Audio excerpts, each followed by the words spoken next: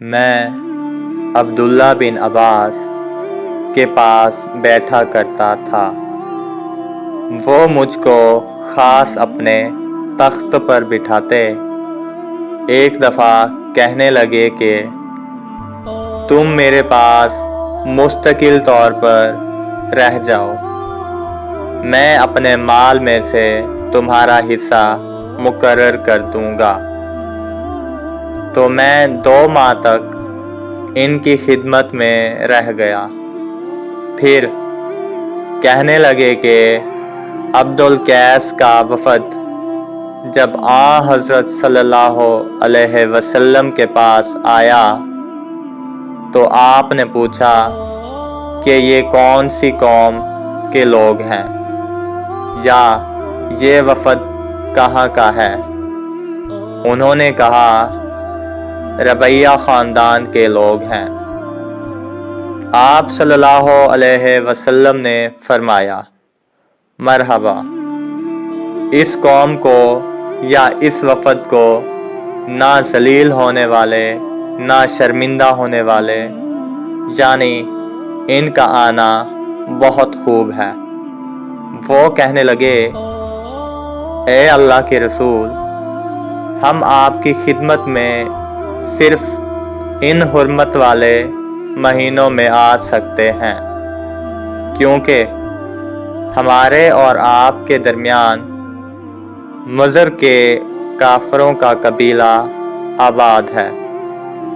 بس آپ ہم کو ایک ایسی قطعی بات بتلا دیجئے جس کی خبر ہم اپنے پچھلے لوگوں کو بھی کر دیں جو یہاں نہیں آئے، اور اس پر عمل درآمد کر کے ہم جنت میں داخل ہو جائیں۔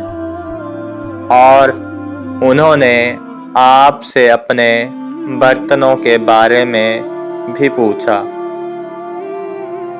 آپ نے ان کو 4 باتوں کا حکم دیا اور 4 قسم کے برتنوں کو استعمال میں لانے سے منع فرمایا۔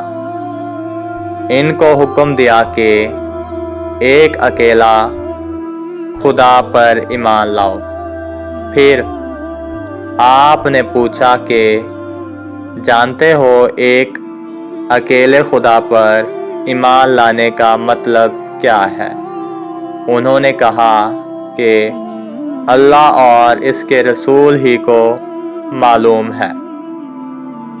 آپ نے فرمایا کہ اس بات کی گواہی دینا کہ اللہ کے سوا کوئی معبود نہیں اور حضرت محمد صلی اللہ علیہ وسلم اس کے سچے رسول ہیں، اور نماز قائم کرنا اور زکوٰۃ ادا کرنا اور رمضان کے روزے رکھنا اور مال غنیمت سے جو ملے اس کا 5واں حصہ مسلمانوں کے بیت المال میں داخل کرنا اور 4 برتنوں کے استعمال سے آپ نے ان کو منع فرمایا۔